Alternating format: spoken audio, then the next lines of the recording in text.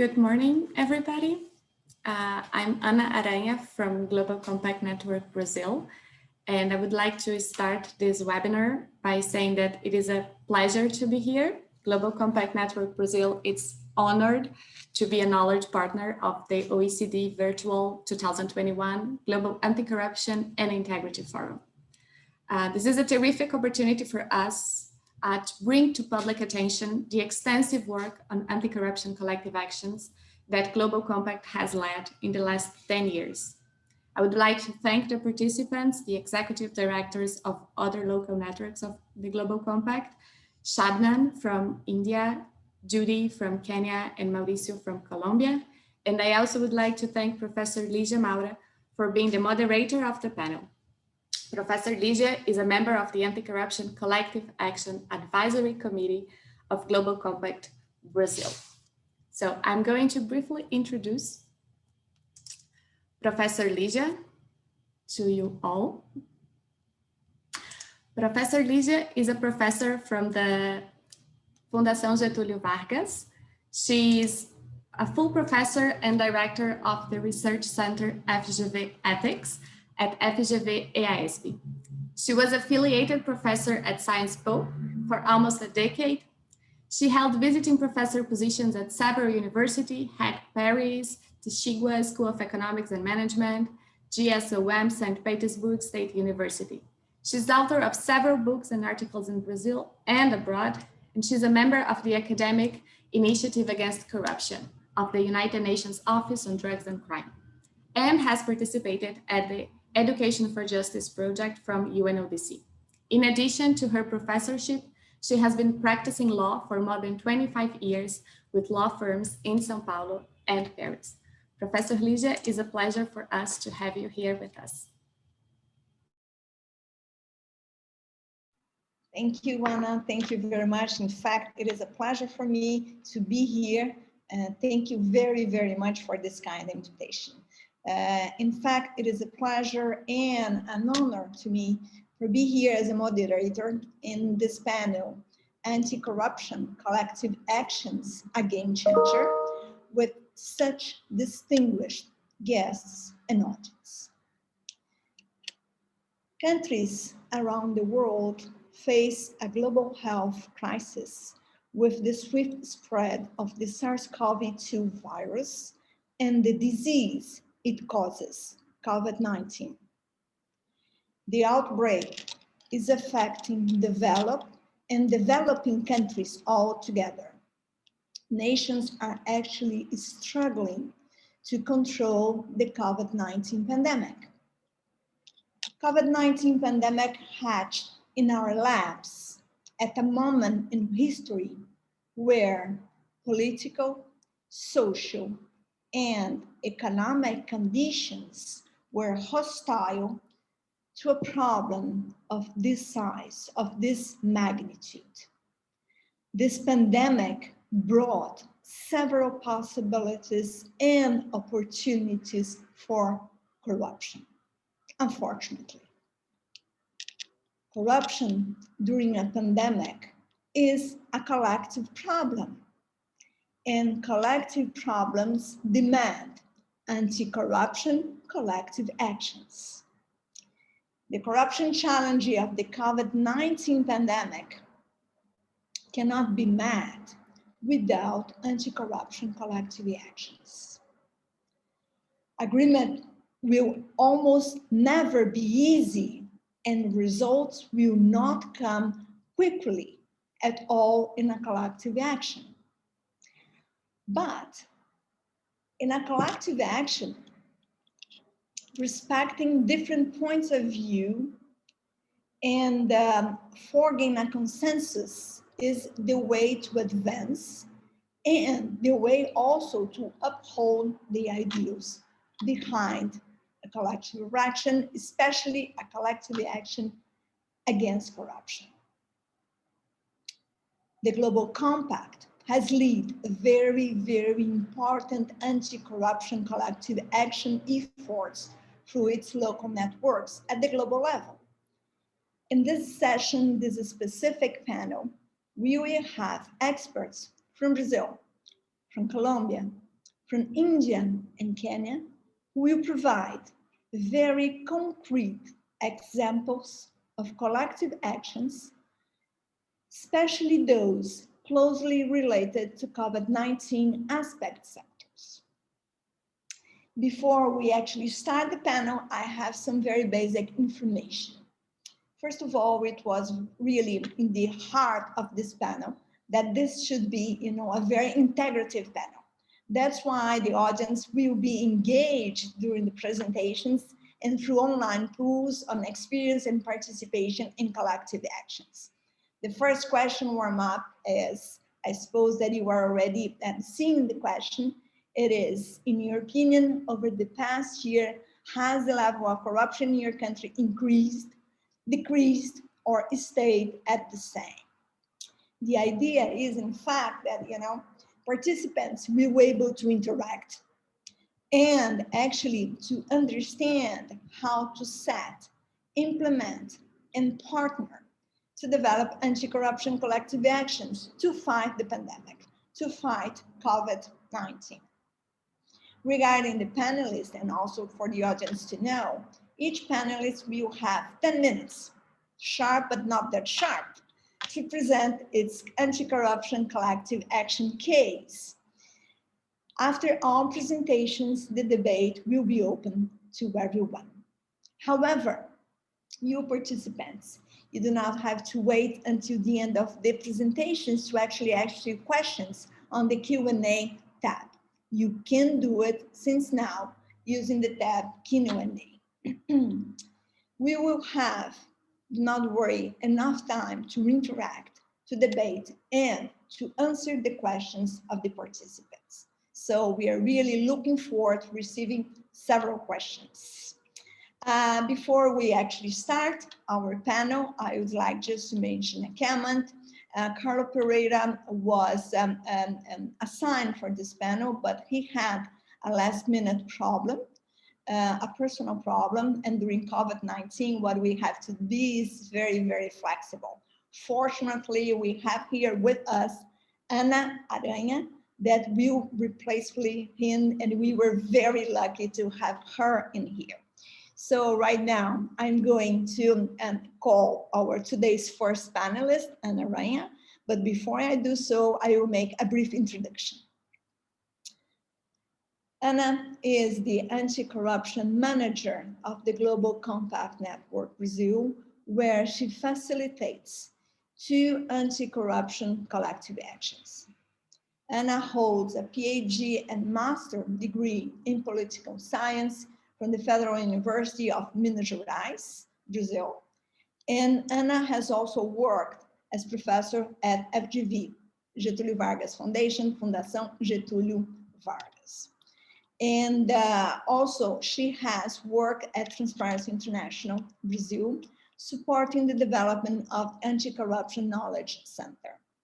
Her international experience includes a visiting scholar period at the Center for the Study of Democratic Institutions, University of British Columbia, Canada, an internship at the International Anti-Corruption Academy in Austria, and volunteering at the Canadian Red Cross. Ana won the national competition Building Gender Equality, promoted by UN Women and the Brazilian presidency in 2011. She won the Youth Research Edge competition to present her research at the 2018 Global Anti-Corruption and Integrity Forum promoted by OECD.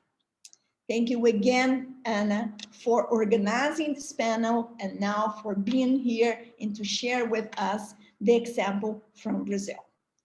So, given your experience, your expertise with anti-corruption collective action, Ana, what are the concrete examples in the face of the pandemic that you can share with us? The floor is all yours. Thank you. Thank you so much, Lígia, for the presentation. And just commenting on the results of the poll that we had. So we asked the audience about their current knowledge and understanding of corruption challenges in the country. And I think we have a high level of understanding. Most of people answered like 8, 9, 7. So we have an audience that understands, or at least is in the process of understanding, the corruption challenge of their countries. So I was going to start my presentation exactly talking about corruption and why should we care, but I do see that the audience is already engaged in this topic. What I can say is that it remains one of the greatest obstacles to economic and social development. It undermines the achievement of all the global goals, of all the sustainable development goals of the 2030 agenda of the United Nations. So just some numbers around corruption. The private sector must pay closer attention to corruption because it has a tremendous economic impact. So up to $2 trillion are lost to corruption in procurement. Corruption adds 10 to 25% to procurement costs, and around 5% of global GDP is lost due to corruption. Moreover, SMEs are at a higher risk, and corruption affects poor people and women disproportionately. But I do see that the audience already has knowledge and understanding of corruption. But I would say that despite virtually universal condemnation, corruption persists. And companies must join forces with governments, civil society to act collectively against corruption. And that's why collective actions are so important. And what are we calling collective actions at this panel? According to the World Bank, it is a collaborative and sustained process of cooperation between stakeholders. It increases the impact and credibility of individual action, brings vulnerable individuals, players into an alliance of like-minded organizations, and levels the playing field between competitors.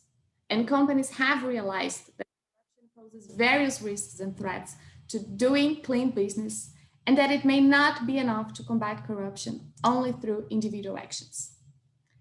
What does Global Compact Network Brazil do around collective actions?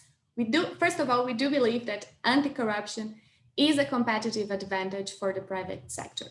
The Global Compact Network Brazil started in 2003 and has now more than 1,100 members. And considering the business environment in the country, after Lava Jato, the car wash operation, there was a huge push for the private sector to develop and implement anti-corruption policies. For example, compliance has greatly improved in the country since then. But we do feel that there is a lot more to be improved in terms of, for example, changing the company's culture and transparency. Now the country is under the scrutiny of the OECD regarding anti-corruption. We do believe that the Brazilian private sector has greatly evolved in the last years, especially due to the strengthened accountability environment. And it is important for the country to keep the path of anti-corruption strengthening.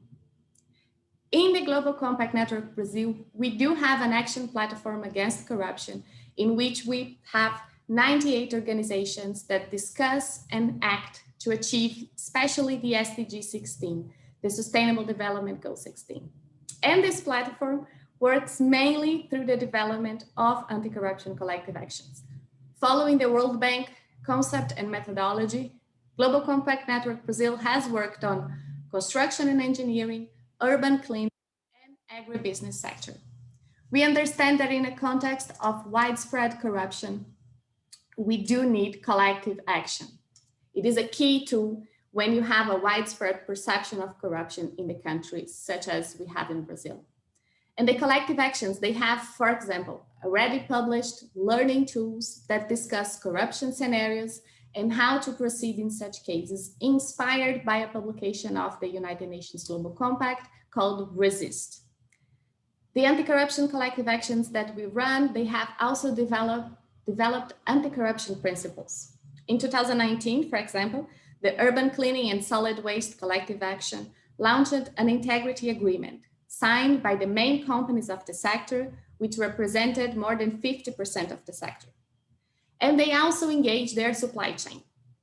The Engineering and Construction Collective Action just launched this month an online platform with anti-corruption materials to engage the supply chain of the sector. It's called MISEC, the Movement for Integrity in the Engineering and Construction Sector. It's www.misec.org.br. convidou.br. It is a collective action initiative that aims to raise awareness and understanding of integrity and anti-corruption issues among supply chains in the sector. The project, which is facilitated by Instituto Etos and the Global Compact Network Brazil, includes 11 major companies and 2 business associations, and together they aim to mobilize more than 30,000 suppliers to join the movement. And because of this experience with anti-corruption collective actions, we have been approached by different sectors to develop other collective actions, such as, for example, oil and gas and textile. And currently, we are part of the UNGC 4 years project called Scaling Up Anti-Corruption Collective Actions within Global Compact local networks. In this project specifically, we focused and developed an anti-corruption collective action on food and agriculture. So this is the new sector that we are focusing. We launched it on February this year. This sector has suffered with corruption scandals, such as the one dubbed carne fraca or weak meat. And the challenges around this sector, they are not only focused on anti-corruption agenda.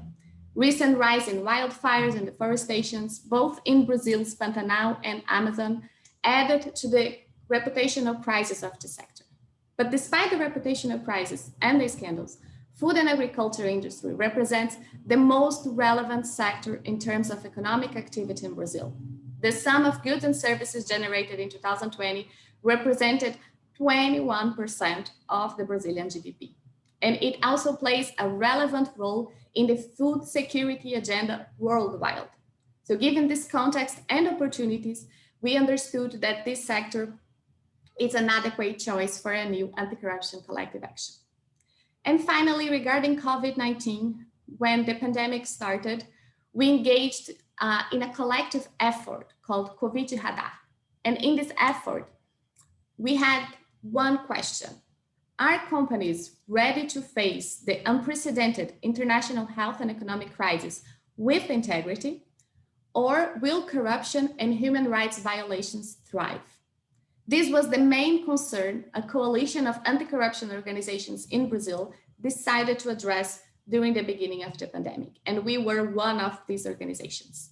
And the discussions resulted in a comprehensive guide providing the private sector with a set of practical recommendations to lead and inspire companies during the crisis and help them successfully face the pandemic while considering a human rights and anti-corruption perspective. The publication provides practical recommendations regarding a variety of new or aggravated risks companies need to address during the pandemic. For instance, it proposes the companies to pay additional attention to transparency and accountability mechanisms, especially in case of donations. It also asks the company to pay attention to fraud because it becomes a major challenge, particularly when companies face economic downturn, and increased transparency in corporate governance, focusing on decision-making processes regarding donations, investments, contracts, procurements, and the composition of a crisis committee, for example. Furthermore, the publication recommends companies to strengthen and tailor their whistleblowing channels to the new risk scenario, especially taking the current situation of remote workers into account. And this is particularly important due to the vast public funds and international aid provided on an emergency basis with loose anti-corruption safeguards.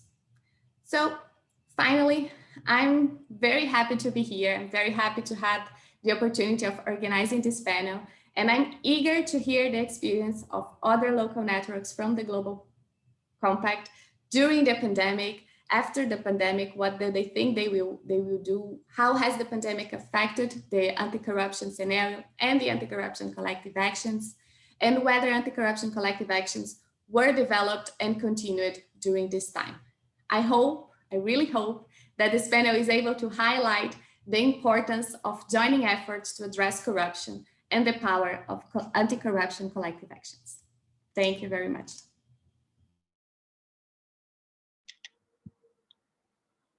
I'd like to personally thank you, Anna, for really your excellent presentation on anti-corruption collective actions in Brazil. It was not only very interesting to hear about your experience and all the work that you were doing, but also, I have to mention that your examples were really fascinating. Congratulations again. And I will pass the floor immediately to Shabina Siddiqui in order to save time for debates after our presentations. Meanwhile, if you have questions, please ask your questions in the Q&A tab and answer the online poll for the second question. The second question of the online poll is, how would you rate your current knowledge and understanding of the corruption challenge in your country? I'd like to mention that I'm very happy to see that we have already several questions, and I'm very happy to see some of the participants, in particular, Reinaldo Goto, which also shares, the board at the Global Compact Anti-Corruption Commission, and I'm very happy to have him here. So let's pass, to Shabina. Shabina Siddiqui, thank you for being here with us, in particular due to the time zone that you are facing. Ms. Shabina Siddiqui is an executive director at the United Nations Global Compact Network, India, an academic practitioner with 25 years of experience. Shabina specializes in developing and executive strategic intervention through multi-stakeholder networks, is skilled and training at research, and has several national and international publications to her credit. Shabina is a great believer and practitioner of collective action, and believes that the private sector plays a critical role in the attainment of sustainable development goals. She has made significant contributions to creating an active community of change makers committed to accelerating positive changes and innovation to achieve SDGs. Academically, Shabina has a master in sociology from India, a second master's in international peace studies from the United States, and embarked on a PhD in public policy at Singapore. Her most recent foray was to the University of Oxford as a Chevening Rolls-Royce Innovation, Science, Policy and Leadership Fellow, based at said business school, St. Charles College. Her workstation has been primarily in India, with short-term and long-term stints in Asia, Europe, and the United States. Shabina is an amateur wildlife photographer, a biodiversity conservationist, passionate about wildlife and forest, and intends to work towards their holistic development. I can see already, the answer for the second pool, and it's very clear that human health and social service activities, it is, the majority of people that are really in here and sharing, the experience. Afterwards, we have construction, we have education, and we have hospitality and tourism, not mentioned, afterwards, we have agriculture and mining and heavy industry. Oh. And last but not last, we have, of course, education that is very well represented. And I would say that the only sector that is not that represented is the ICT as service, with only 4%. Shabina, thank you so much for sharing your time and experience with us. The floor is all yours. Thank you so much, Ligia, for that very warm introduction. Good morning, good afternoon, and good evening to everyone. It's indeed a pleasure to share this platform with my colleagues from different continents and different time zones, and all speaking about collective action. I think this panel by itself is the best example of collective action that as we speak. Essentially, before the pandemic, I just wanted to say on this platform that the entire concept of the Global Compact Network the United Nations Global Compact as it got formed 20 years ago was the fact that collectively businesses had to come together to work on the issue areas of human rights, environment, and labor. And anti-corruption was added a couple of years down the line when you realize that without transparency and without anti-corruption, none of the other principles were getting actually implemented or showing results. I've been with the Global Compact India for the last decade. In fact, I joined Global Compact on an anti-corruption collective action project in which we were working with Brazil, South Africa, Turkey, and other networks. The idea was to develop a business case for anti-corruption because in most of our countries, predominantly anti-corruption or corruption is mostly looked as an ethical issue. So there is a moral understanding of it and the expectations of the doing good in general. But what the Global Compact Network India did was moving beyond the ethical aspect of anti-corruption. We spoke about how it also made a business sense to be anti-corrupt.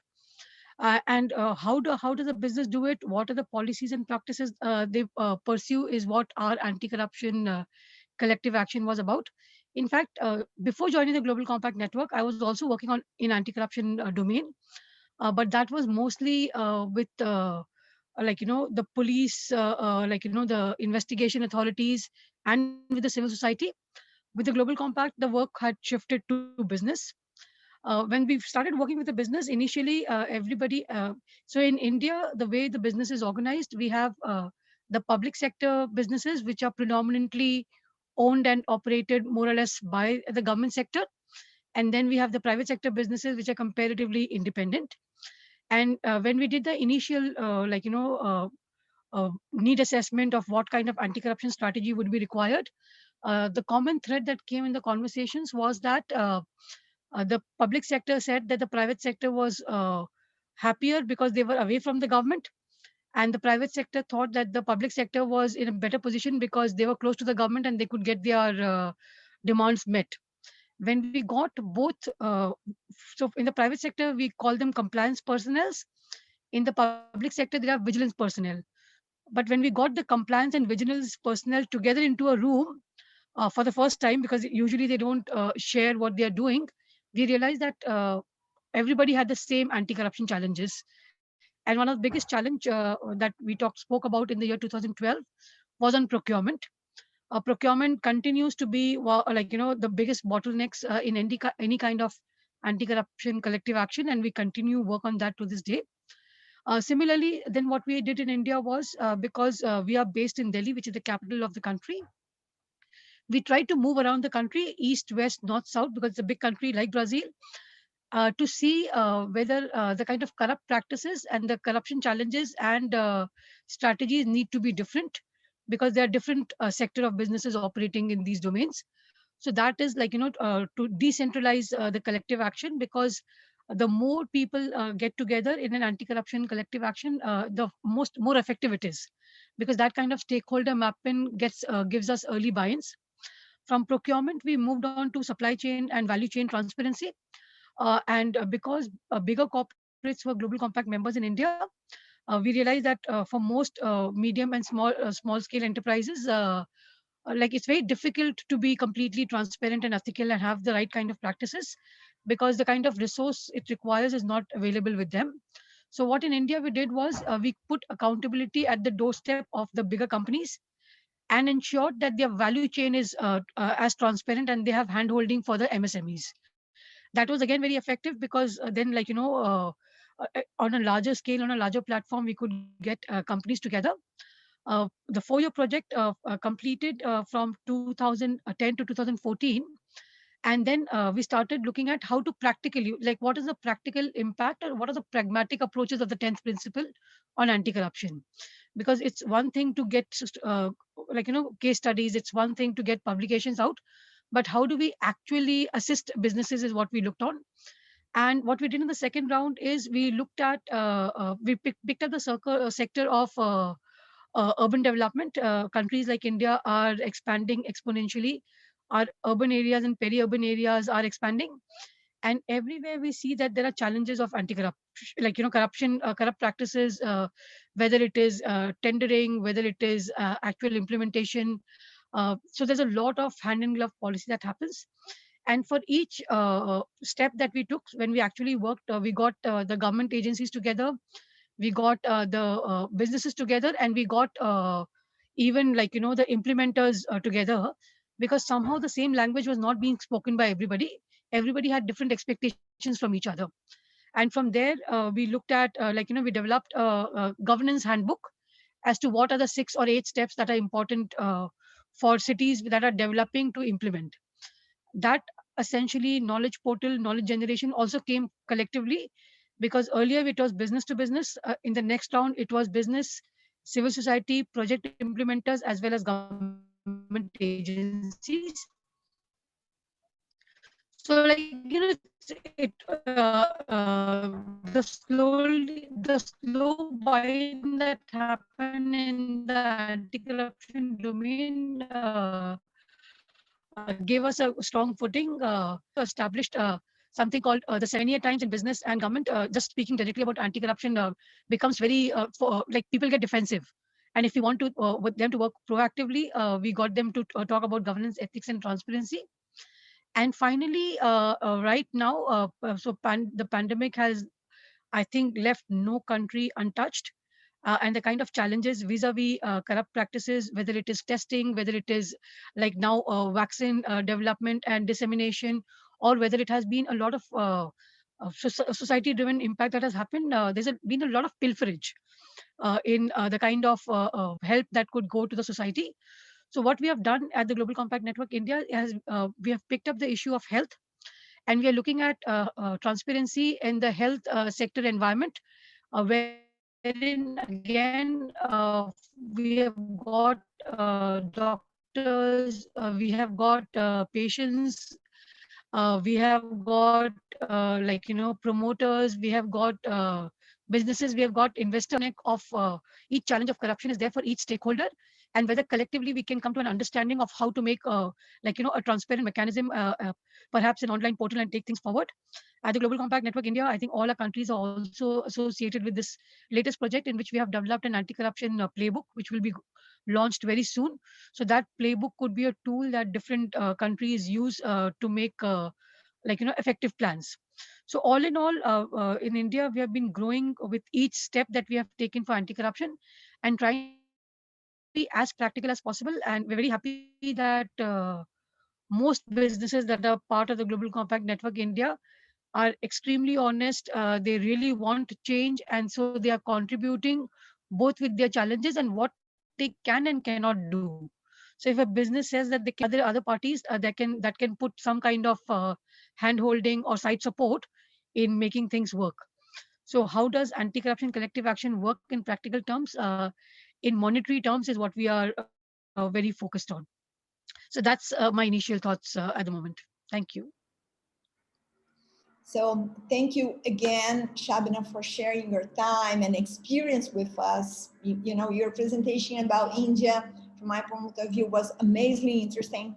And actually, I think that we are all very, very much pleased to have your participation in this panel and to bring, ideas and visions from India. And I thank you once again for your valuable contribution. I would like to remind participants that if you do have questions, please ask your questions in the Q&A tab. And please answer the online poll for the third question. The online poll for the third question is, how would you rate your current knowledge and understanding to anti-corruption collective action? Meanwhile, I would like to call our third panelist, Judy Nino. Ms. Judy Nino is the Executive and Director, Global Compact Network Kenya, and current chair, UN Global Compact African Region Network Council. Global Compact Kenya is the largest network of the UN Global Compact in Africa and the Middle East. Currently, She oversees a network membership base of over 200 business and non-business signatories to the UN Global Compact in Kenya, and 700 others to the Code of Ethics for Business in Kenya, which includes leading multinational, national, small, and medium-sized enterprises. Under her leadership, she has positioned Global Compact Kenya as a leading platform in Kenya that mobilizes business support to ensure sustainable and inclusive growth. Prior to her current position, Judy managed the Responsible Business Program at Rio Trust, a Kenyan nonprofit organization that works to promote social responsibility in East Africa. Judy has also worked with various development agencies such as Samaritan Purse International, Relief in designing and implementing community water and sanitation projects across the country. Judy has a Bachelor of Arts degree in counseling counseling, psychology, and community development from Daystar University in Kenya, and has pursued a master's degree in project planning and management at the University of Nairobi. She is also a national expert of ISO 26000 standard on social responsibility. So it's really a pleasure, to have Judy with us. And just, before passing the floor to Judy, just to call your attention to the results of the poll. So it seems that, we have between 19, 18, 19, 16%, between 5 and 7. So the rate of knowledge and understanding of anti-corruption collective action of the audience, it is quite good. Anyway, so Judy, thank you so much for being here. Given your expertise with collective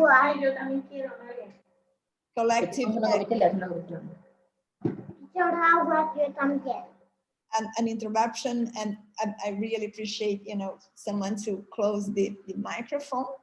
So Judy, again, thank you so much for being here and given your expertise with anti-corruption collective actions in Kenya. What are the concrete examples in the face of the pandemic that you can share with us? The floor is all yours. Thank you so much, Lydia, and thank you so much to our Global Compact Network Brazil. It's really a pleasure to share this platform with my colleagues across the different networks and who are equally passionate about this topic as I am. So allow me to just, of course, begin by acknowledging that really corruption is one of the greatest challenges that we all have to face and we all have to tackle as a global community. And it really does remain one of the significant threats that we have to deliver on the sustainable development goals in the next 10 years.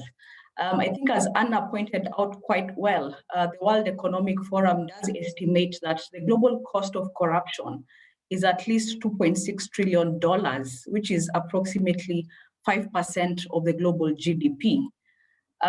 We know very well also that corruption has a significant impact on the private sector, impeding economic growth, distorting competition, and giving rise to serious legal, financial, and reputational risks for companies that choose to participate in it.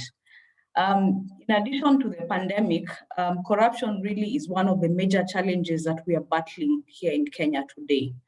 According to the state agency that's mandated to lead the war against corruption in Kenya, that's called the Ethics and Anti-Corruption Commission, they estimate that Kenya loses close to a third of its operating budget annually to corruption.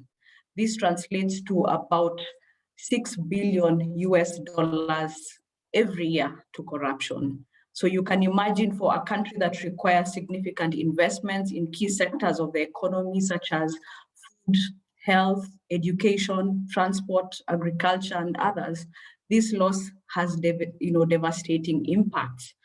Additionally, according to a World Bank survey, 71% of Kenyan companies report that they need to give gifts to obtain government contracts. And the average amount paid, in these kickbacks is actually 12% of the value of the contract to get things done, quote unquote.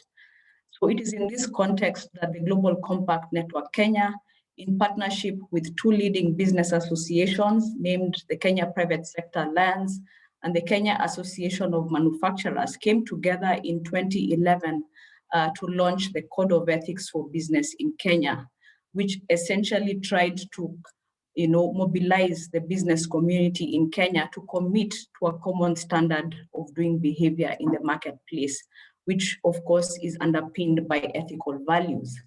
So we realized that, yes, a lot was happening within the public sector space in terms of legislation and, a lot of procedures of what public sector needs to do to tackle corruption. But really, there was nothing much to hold the private sector accountable. And so it was a business community in Kenya that came forward and said, hey, we want to actually work actively with the public sector to do our part to root out corruption. And of course, we do acknowledge that for the most part, the private sector is on the supply side of corruption. So equally, it's a tango between the two sectors, and each sector needs to do its part. So the Code of Ethics is an initiative that was designed as a voluntary regulatory mechanism for the private sector in Kenya, and it's applicable across all sectors, regardless of the size of the business, or depending also on the industry. And for us, it was critical because we have a huge base of SMEs. Up to 98% of the companies in Kenya are small and medium-sized enterprises, and they are the ones that were hardest hit with these demands for corruption. So it was critical that we also tried to mobilize this particular sector to agree to a common standard of behavior in how they operate within the country. So it is a long-term initiative under the framework of collective action. It is what we call a principles-based approach to fighting corruption under the collective action framework. So it really binds signatories to this code not to engage in corruption in their daily businesses, but it also recognizes that doing business with integrity is the only right way of doing business. So since its launch in the year 2011, we have mobilized close to 1,000 signatories across sectors. As I said, multinational companies, large homegrown national companies, as well as SMEs, who have made a high-level commitment to actively address bribery and corruption in their business strategies and policies. For the Global Compact Network Kenya, it has been our role and responsibility to ensure that in addition to signing up to this particular code, that this business do understand that there are responsibilities tied to, really adjusting their business processes in terms of putting in place compliance programs that will actualize the commitment to the code. And so we have supporting, structures to help them conduct risk assessments. We have a platform where they can come together to receive, peer and mentorship support. And especially for large and small companies, we find that many of them, require a lot of support, especially for the SMEs, to learn from the larger companies in terms of the tools and the resources that are available. But more importantly, through the local network in Kenya, we've been able to provide all the signatories to the code a platform that they can engage with governments around policy dialogue on the key issues that continue to impede businesses from operating ethically in the country. And so recognizing that voluntary corporate action sometimes might not be sufficient to persuade all companies to commit to play, by the rules. What we did in 2016, alongside the two business membership organizations, KEPSA and CAM, we decided to take it a step further and to really up the risks for companies that continue to engage in corrupt practices. And what we did is that we sponsored the development and the enactment of the first legislation in Kenya that criminalizes bribery and corruption in the private sector. So as I said previously, we had a lot of legislation that was targeting the public sector and really nothing much that was tying down the private sector in terms of accountability. And so this piece of legislation really was supposed to help, further create a level playing field for all companies in Kenya, regardless of whether they choose to sign the code, because it is a voluntary code, but with a specific law, all companies must comply. And so the Bribery Act in Kenya actually came into force in 2017, and it really calls for companies to report incidents of bribery. There are some very stringent provisions that companies that come into contact with bribery and corruption must report within a certain time frame, as well as that they have to have in place concrete procedures and policies to prevent bribery within their respective businesses. And failure to have these policies and procedures, it is actually a criminal offense in Kenya today, something which is unprecedented. So it does also prescribe the penalties for private entities and individuals who fail to adhere to the provisions of the Act. This particular act is also fashioned against the UK Bribery Act, which we really borrowed heavily to ensure that we have a watertight, piece of legislation that again will help us really rally the private sector to take accountability for the war against corruption in the country. So in our experience, we have observed that over time, the adherence to these initiatives has really helped incentivize responsible and ethical behavior in the private sector in Kenya.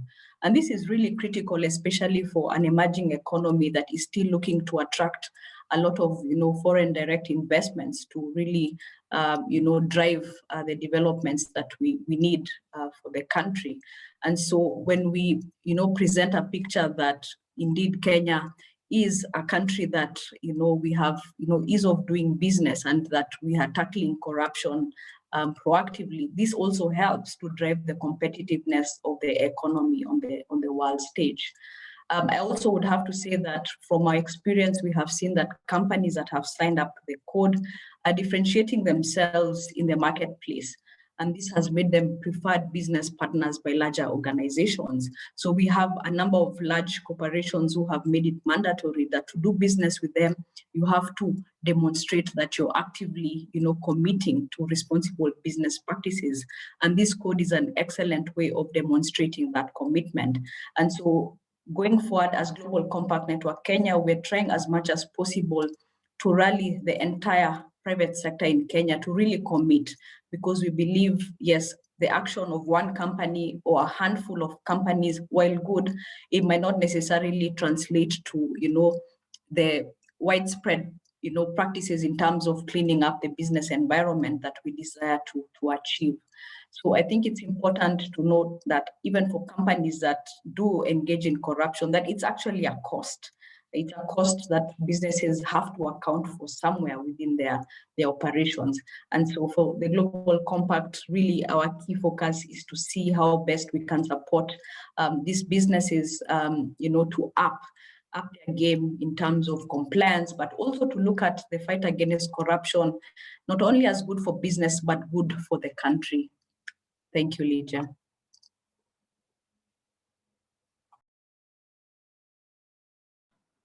Sorry, it took me a while, to unmute myself. Thank you, Judy. It was really amazing. It was really very inspiring, your presentation about what you have been doing in Kenya and what it is the situation in Kenya. It was really beyond excellent. Thank you so much. I'd like to remind our dear audience that the questions can be asked in the Q&A tab. And also, I really appreciate if you can please answer the online poll for the fourth question. The online poll is, in your opinion, over the past year, has the level of corruption in your country increased, decreased, or stayed the same? I'm very, very much curious, to see what are the answers of this question, in fact. So let's continue. Last but not least, our final panelist, Mauricio Lopez. Gracias por estar aquí con nosotros, Mauricio. Thank you very much for being here, Mauricio. So I make, the introduction of Mauricio. Mauricio is the Executive Director of Global Compact Network Colombia and the Vice President of the National Association of Public Services and Communication Companies, ANDESCO. He is a civil engineer of the Universidad Javeriana, and he has master in hydroelectric power plants of the same university. Mauricio is a specialist in regional problems management, Germany. He has served as national manager of the Colombian Association of Sanitary and Environmental Engineering. He was the manager of the Zulia Aqueduct, Venezuela, for the AAA company in Barranquilla. He was consultant to the Corporation for Socioeconomic and Technological Research of Colombia. He has more than 30 years of experience as university professor, and he's also author of several environmental books and manuals for small and medium-sized companies. Mauricio, thank you again for being here. It's really, really a pleasure. And I wonder, in the face of pandemic, what would be actually the concrete examples that you can bring from Colombia? Before I pass the panel for you, before I pass the floor for you, I would like, to share with the audience, the results of our poll. So, in your opinion, over the past year, has the corruption increased, decreased, or stayed the same in your country?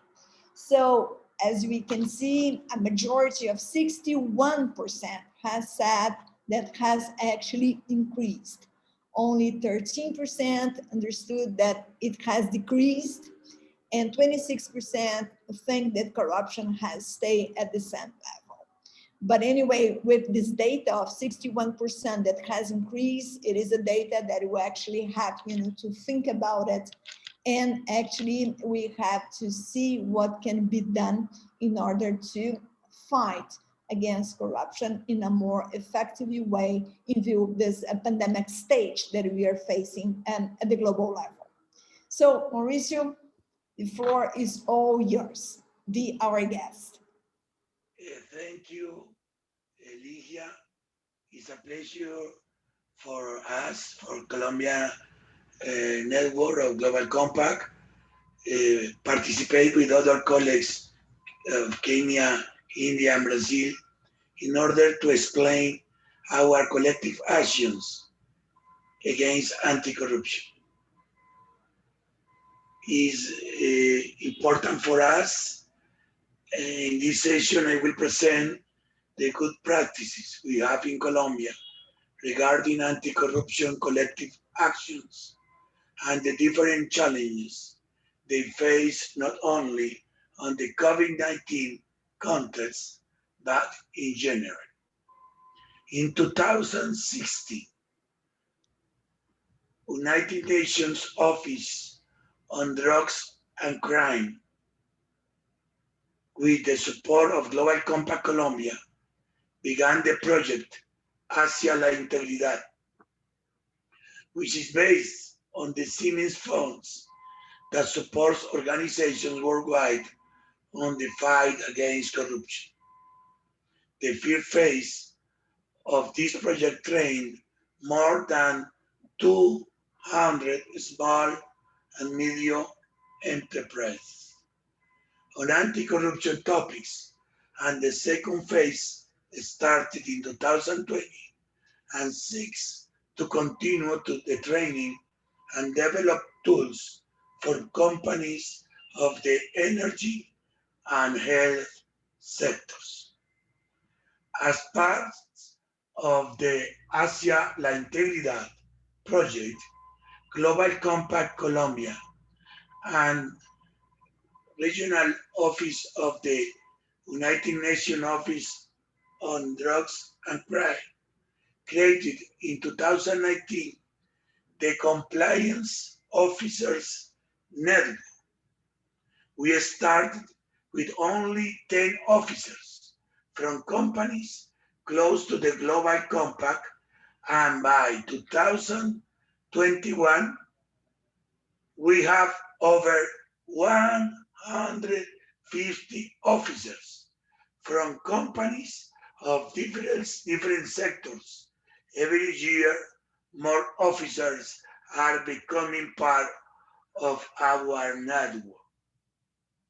During the meetings of the Compliance Officers Network, we have covered different topics such as cybersecurity, conflict of interests, anti-corruption risk assessment, code of ethics, integrity culture, money laundering and terrorism financing, PCPA enforcements in Latin America, among others. As we want the officers to be updated in these topics, we invite experts from the public and private sector to the meetings to speak about any of these subjects, and we also invite the companies to tell their experiences and lessons learned with their peers.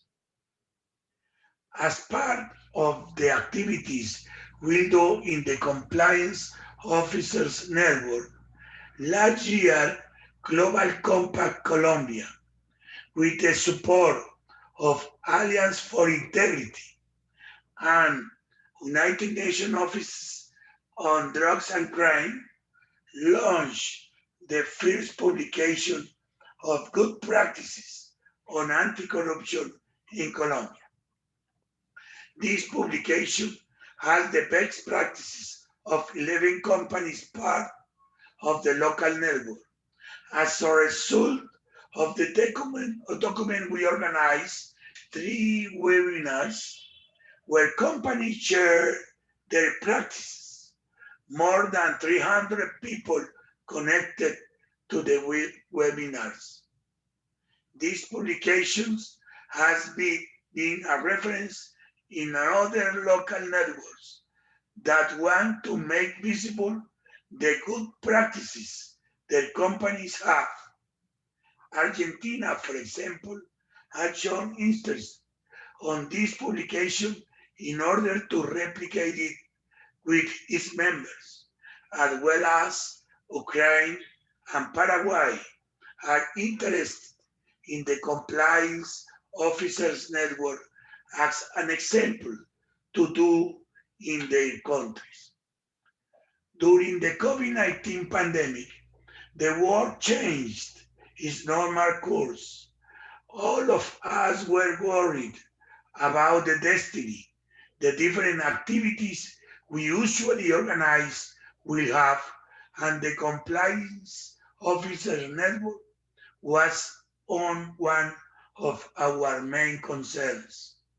We had to reorganize the annual schedule and start doing the meetings virtually. Before the pandemic, we have 20 people at the in-person meetings, but doing them virtually brought the possibility of having compliance officers of different cities in Colombia. We have now more than 100 people connected each session. So this new reality we now live on has brought the opportunity of the growth of our network. On the other hand, Global Colombia Compact has been supporting since 2018 the anti-corruption collective action of the energy sector. This initiative was created in 2015 by 13 companies of this sector that decided to create this collective action through a collaborative process in order to identify and mitigate the risks the companies of the energy sector have. The secretariat is led by XM, an enterprise who has the responsibility to organize the energy market. By 2020, the action has 36 companies of the energy sector, and each year the collective action has a new members. By 2017, the 92% of the member companies have an anti-corruption policy. Global Compact Colombia, United Nations Office on Drugs and Crime, and the Transparency Office of the government participate as witnesses of the collective action, but the work is led mainly by the companies. The main purpose of this collective action is to promote good practices of the sector based on transparency and equal opportunities between its members.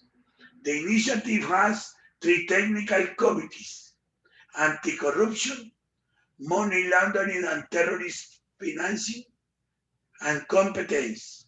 These committees gather as working groups. One of the biggest challenges the collective action has faced is the construction of a risk assessment tool for the member companies in anti-corruption, money laundering, and terrorist financing, which shows the main risks: corruption, restrictive competence, transparency in the information, and money laundering and terrorist financing. The sector has and how to address these risks. Other challenge the initiative has is that event the number of members is growing each year. They need to make it more visible with other companies and make it a good practice in anti-corruption for the private sector. Finally, other challenges the collective action has in the definition of indicators and self-regulation standards that can measure the current state of the energy sector in terms of anti-corruption practices. Through these 3 anti-corruption collective actions we have in Colombia, we want that more sectors develop this initiative in order to promote integrity, transparency, and compete freely and fairly in the market. It's a pleasure for us to present this anti-corruption collective. Thank you, Ligia.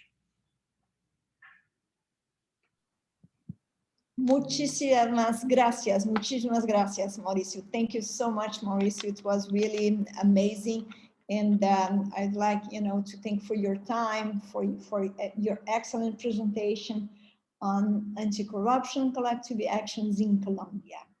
And it was, for me, very, very interesting to hear about your experience because it's a country so close to Brazil. And so I really enjoyed very much your presentation. So after, the excellent presentations of all the speakers, I'm very much pleased about the questions actually that we have received. And from my perspective, it was actually the results of your excellent speeches. Congratulations again for your speeches. We have some questions from the audience, as I said before, but also I do have some personal questions. Otherwise, what is the reason for me to be here with you? But we have plenty of time because our speakers were really, fantastic regarding the time that I have assigned for them. So I would like to remind you that if you do have other Q&A or other questions, please use the Q&A tab because it will be open and we will be more than happy to actually answer your questions.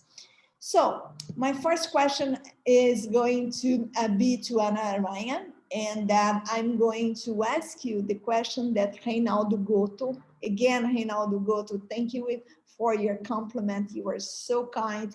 And actually, Reinaldo Goto, when you think about someone that fights corruption in Brazil, the first name that you have to know, it is the name of Reinaldo Goto. Thank you so much, Reinaldo, for your fight against corruption and for all that you have done to Brazil in the fighting of corruption. So the question of Reinaldo was, Ana, do you think that you can share your personal learning during the collective actions that you have participated? And more specific, it is, the question that he has, it is, a female dominance in collective actions. Why do you think that we have so many female dominance in collective actions? Because he mentioned about what I have done and what you have done. Ana, so what's your vision? Why do you think so? Thank you, Reinaldo, for your question. Thank you, Ligia. Thank you, Reinaldo, for the question also. Was a former coordinator of our anti-corruption action platform, previously named Anticorruption Working Group. First of all, I would like to mention the personal learnings that I had facilitating anti-corruption collective actions. I think, first of all, I would like to mention something that Mauricio said about online meetings. So when we changed the meetings to the online format due to COVID, we actually had an increase in participation and in the engagement. Because we had online meetings, the companies, we were able to have almost always all the companies joining the meetings. So I think in a certain way, it helped us because previously we were holding face-to-face meetings in São Paulo. And of course, we don't have all the companies from Brazil, are not from São Paulo, so they had to fly here. And I think COVID made us understand that we can do a lot of things online. And I think anti-corruption collective actions was one of these. But of course, it's a type of project that demands a lot of confidence between all of the members. So I do believe that eventually we need to have face-to-face meetings too, because people and the companies, compliance officers, sometimes when we invite governments or business associations, they have to feel comfortable in the environment to talk about, and I mean, we do corruption risk assessment of the sector. So we have to create an ambient of confidence. And I do feel that face-to-face, it's easier to do that than when we do online. But we did have an increase in participations. I also believe that it's important to state that anti-corruption collective actions, they take time. So it's not that in 2 months, 3 months, 6 months, you are able to complete the process of an anti-corruption collective action. Of course, you can have achievements and milestones are important, but even this building of confidence, even this getting to know each other and trusting each other, trusting the facilitator, it takes time. So I would say that for people facilitating anti-corruption collective actions, don't get discouraged if you take a little bit more time than you were thinking, because it's really a process that takes time and it has to create momentum. I would say that also we learned that it's better to launch whenever we have a momentum than to wait for all the companies to be on board. So sometimes we do, I know it takes time, but sometimes we do need a milestone so that people get committed, and then we can get momentum and it attracts other companies. So do not wait, I would say to facilitators, do not wait everybody to be on board, because until you have everybody, then you may lose the momentum. So it's a balance that we have to find. And lastly, that I can think about now, it's important to set the ground rules at the beginning. So to address conflict of interest, to address how it's going to be sustained financially with the human resources from the beginning. So these are the type of questions and the type of hard talks that we need to have with the group at the beginning, because then it gets the process a bit easier as time goes by. And we do need champions. We do need people that they are eagerly engaged in the anti-corruption collective action, so that it can bring other people. So always try to find the champions of your project so that you can bring more people on board. And I have to say that we do have a female panel, and we do have anti-corruption collective actions facilitated by women, but I do not see a female predominance in the participants of the anti-corruption collective actions. I do see that they are balanced in regarding to the participants. I do see a balance in the anti-corruption action platform regarding female and male compliance officers, but I can tell you that I do see that we have a little bit of a majority of women participating in the anti-corruption discussions. It's not that huge of a majority. We are like 55% of members, for example, of the anti-corruption action platform. And I do see women facilitating anti-corruption collective actions, and we do have a female panel here.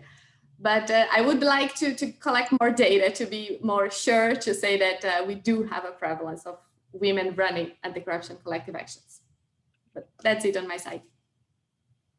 Thank you, Anna. Thank you. I think that you have, answered, this question. And in fact, we do have a lot of women, at least in Brazil, working in the fight against corruption. Not a large majority, but we do have actually a lot of women. And as we can see, maybe it is not only in Brazil, we can have, the same probably in Kenya and India, as we do have two representatives, two women that are representing their country, which I think that it is good. Why not? But anyway, this is just, a very basic comment. Regarding, the mention that Reinaldo's, the question that Reinaldo asked me about, collective actions that I was involved. The last one was on the health sector. And thinking about that one, in fact, we did have more women than men. It was regarding education. I see that we have a large audience on education, and it was a preparation of educational materials for fighting corruption in medical schools. And so that's it. And yes, we did have many women, much more women in this and collective action than men. So now I'm going to have a question to Shabnan. Shabnan, are you ready? This is a personal question that I have for you. So I wonder, Shabnan, given the current pandemic scenario, how the existing anti-corruption collective actions could help the recovery process in India? So the recovery from the pandemic? Yes. Or yes. in general? Yes. Okay. So I think it's a collective action post-pandemic, especially around transparency and anti-corruption, is much more crucial now than it has ever been before. Because what has happened over the last 12 months in our respective countries is that there has been quite a lot of breakdown in the way we work, in the way we share information, in the way we work together. And quite a few of us have had to go back into our own silos or into our own domains to think and reflect, to see what the world will look like post-pandemic. And as we are doing what we call this, deliberations within amongst ourselves, it's both to see individual challenges, but how can those the adversity be converted into an opportunity? And for the adversity to be to change into an opportunity, every stakeholder group will definitely need to come together.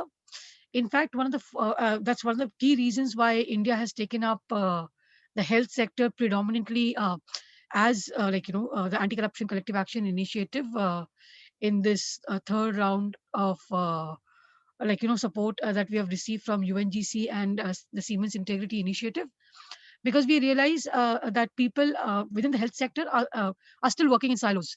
So there's a lot of trust that has been lost between different stakeholders. And for nation building, community building, I think the first step is trust building.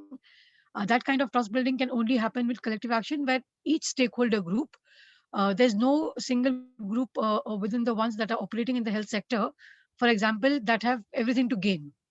So people have things to gain, people have things to lose, and a clear dialogue between all those is important.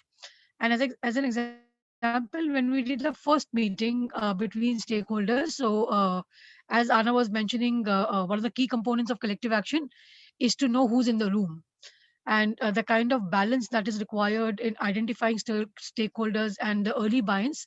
So we had representatives from health sector businesses, from doctors, from administration running hospitals, from governments, from civil society, from academicians, to see where we are going and how can a monitoring evaluation be done. And in the first meeting, what we did not have were the patients or the recipients of the of the health sector. And that came out very crucially, because the first question that we asked everyone as to who is not in the room and who should be there if we're talking about any kind of anti-corruption collective action. And all stakeholders agreed that the patient has to be the most crucial, because the kind of information that is available there, the kind of challenges that need to be surmounted, is something that will come from that domain. And that helped strengthen our deliberations, because in the second consultation that we had a much more wider cross section of people, again responding, not responding but touching the earlier question about the gender balance also, because for us a gender balance is important in the collective action, as well as a regional balance and every other balance that is required. So I think SDG 17 in today's time, now more than ever, is one of the most crucial SDGs, and collective action, especially anti-corruption collective action, is the only way that we can come out of the pandemic. If we leave any stakeholder behind, if we leave any opinion behind, whatever plans we develop post-pandemic might or might not be as sustainable. So more identifying and onboarding the right kind of stakeholders to deliberate on strategies, because now we have to remember that we're not planning for the next 6 months or next 1 year. What we are doing is we are planning for the decade of action and beyond. We're talking about physical health, we're talking about mental health, we're talking about environmental health, and how do we ensure through a collective process that the right kind of ideas, the right kind of people, and the right kind of strategies come into place. So very, very crucial, Lijia. Thank you very much. It was amazing. I think that, I do not have, to comment anything. You were very, very, very clear. And now I pass, the floor, because I have a question to Judy from the audience. Olaji Makinwa, please, Judy, correct my pronunciation. I'm not sure if I did pronounce very well the name. And the question, Judy, was, has there been any violations of the terms of the Bribery Act by any company, and any prosecution under this act? This is a very specific question that Olajobi Makinwa, please correct the name, Judy. Thank you, Lydia. I think you gave it a good try. I think it should be Olajobi Makinwa. You got it. Olajobi Makinwa. Sorry, for my previous pronunciation. That's all right. Yes, and thank you for that question, Joby. I think it's really critical, especially when you put forward legislation or additional requirements from a legal perspective in the war against corruption. I know there's always this argument that do we need, more laws, or should we just enforce what we currently have in place? And this is one of the things we also had to really interrogate, as the Kenyan business community, because we have very elaborate and robust laws, but these were actually targeted at the public sector. So this Bribery Act is something that we are very excited about, because like I said, it's really bringing in the private sector front and center in the war against corruption. So having said that, the Bribery Act in Kenya came into force in 2017. And yeah, we are happy to report that a number of companies are actually being charged at the moment, with this particular legislation being cited, and of course the offenses and the repercussions that follow on are actually based on the Bribery Act.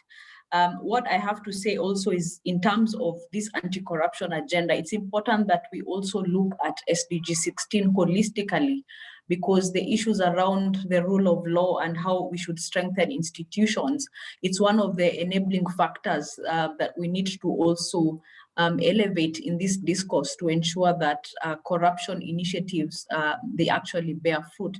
And I say this because, yes, Kenya, we are very active in, going after the corrupt, but when it comes to actually now following through with the prosecution and securing those convictions, that tends to take a much longer time. And so I think we really need to also look at our enforcement agencies holistically and to see where are those gaps lying in terms of really securing the end goal, which is of course punishing the corrupt and ensuring that we also recover if they are stolen assets and all that. So for now, we are also part of a wider conversation with the Kenya Leadership Integrity Forum, which is a multi-stakeholder platform where we are discussing these particular challenges across sectors with governments, civil society, of course with the private sector also involved quite heavily. And we are trying to really understand where the loopholes lie, with the justice chain, to ensure that even as we are, of course, depending and relying on these particular legislations, that the enforcement agencies essentially do their part and ensure that they are operationalizing, the laws effectively. So I think, Joby, for us, it's still work in progress to ensure that we equally translate a lot of the charges to, convictions and, sentences for those that decide to engage in corruption. Thank you, Lydia. Thank you, Judy. Thank you very much. It was very, very clear, and it was good to know. I didn't have any idea how was, the situation in Kenya. Thank you very much for this and clarification. And Mauricio, as you are surrounded by women, you're going to be again the last one. And my question to you, Mauricio, it is, in your opinion, in your vision, how the pandemic has affected corruption in Colombia? Thank you, Lydia. As many Latin American countries, not only in Colombia, we have suffered a lot by the pandemic, not only the loss of lives, more than 60,000 by the COVID-19, but also the national economy. According to Transparency International Chapter Colombia, the public procurement during the emergency of the COVID-19 has been significantly affected. In order to look after the public funds and its management, some civil society organizations created the Alliance Citizen Oversight on the COVID-19 Resources, which trace the public procurement in this pandemic. In 2020, this alliance developed 3 follow-up reports to the economic resources during the emergency. And these reports identify more than, listen please, 19,000 contracts related to the emergency attention and identify risks in some territories of the country.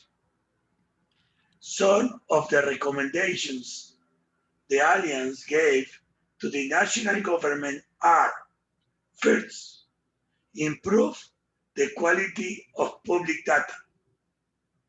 Second, promote access to information as it is a human right. Third, effective action of the control institutions. These reports are very important as the civil society is committed to exercise control over national and regional entities and prevent the risks of corruption during the COVID-19 emergency. It is also necessary an active participation of the media and citizen action, as in Spanish, veedurías, to be more vigilant and thus literally hinder the illicit activities originating from bribery, from corruption. If, on the contrary, citizens do not participate, the road to disaster is open. However, it's clear that injustice must be avoided with false accusations. It is vital to have an investigative action by the authorities to achieve prompt and equitable justice. Like Martin Luther King said, I am not concerned with the weakness of bad people. I am concerned with the indifference of the good people. Remember, our lives begin to end the day we become silent about things that matter. Luther King says too. Then Lydia is our opinion about the situation in our region, in our country. Thank you. Thank you so much. It was an amazing citation or quote, and it's very important.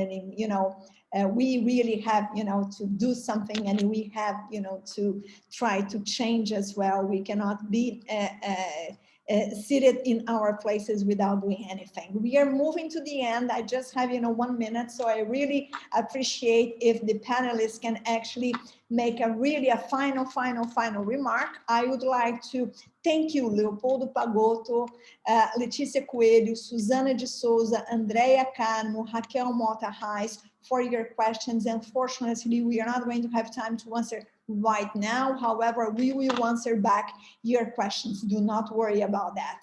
So, Anna, final remarks.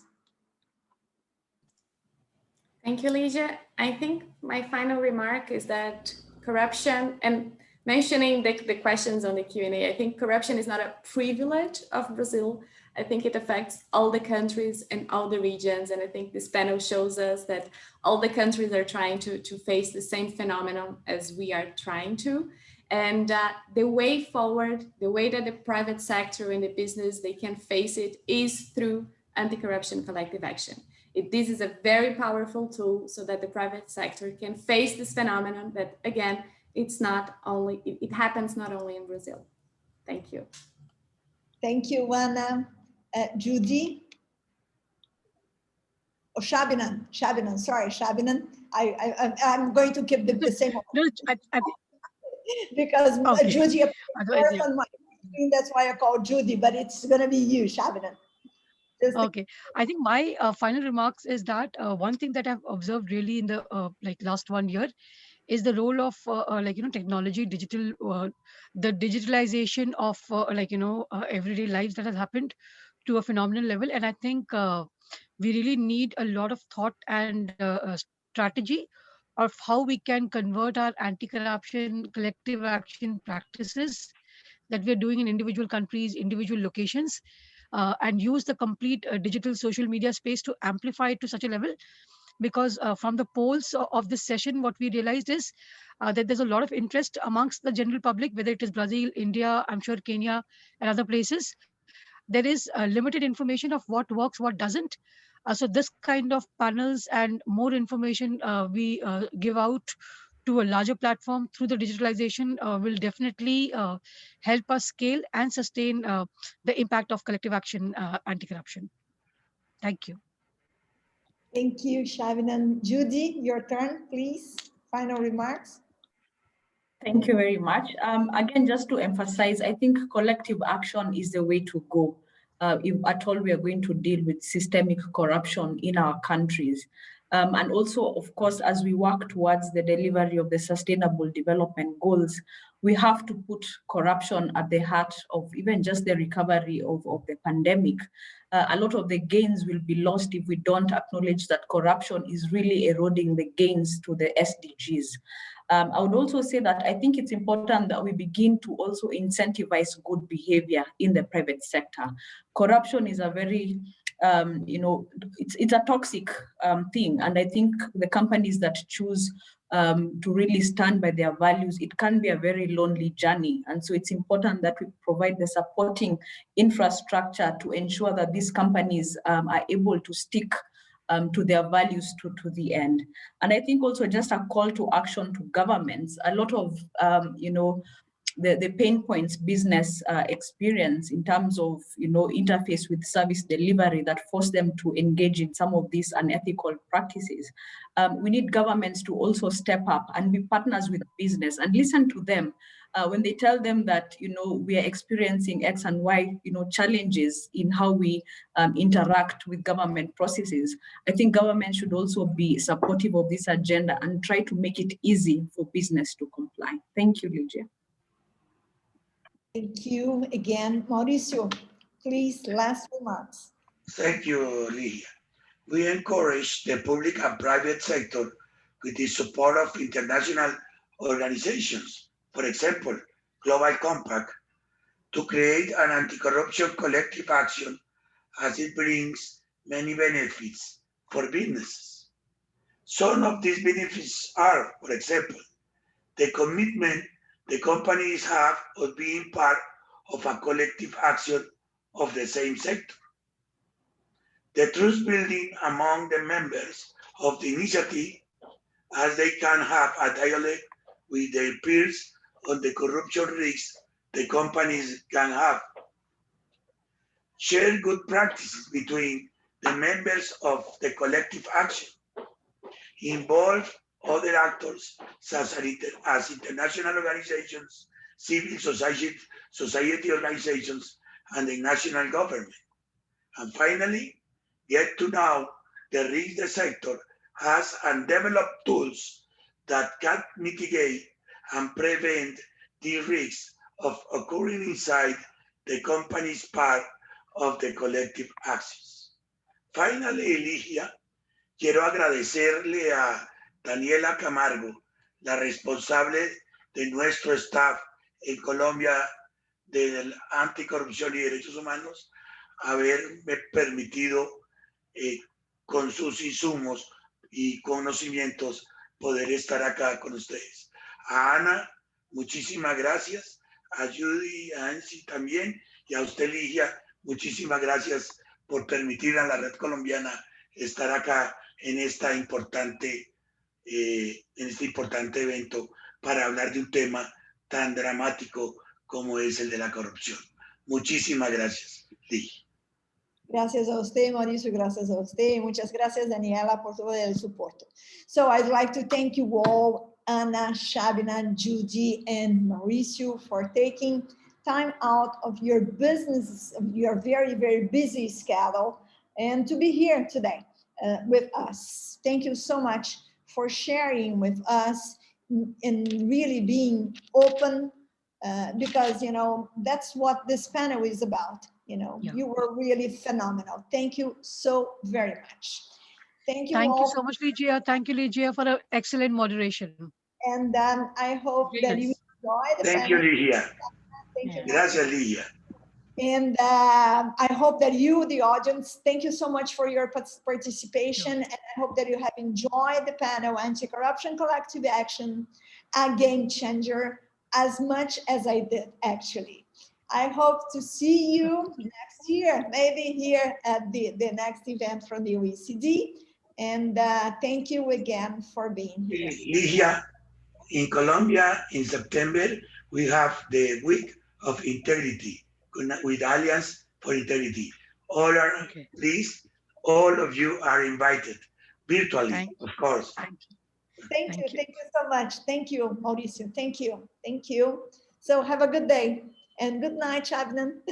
Good night. Thank you. Good night, Bye-bye. Have a nice day. Bye. Good night, everybody. Thank you so much. Thank you. Thank you. Bye-bye. Thank you, Anna, for your organization. And you're welcome. you that you know so smoothly. Thank you.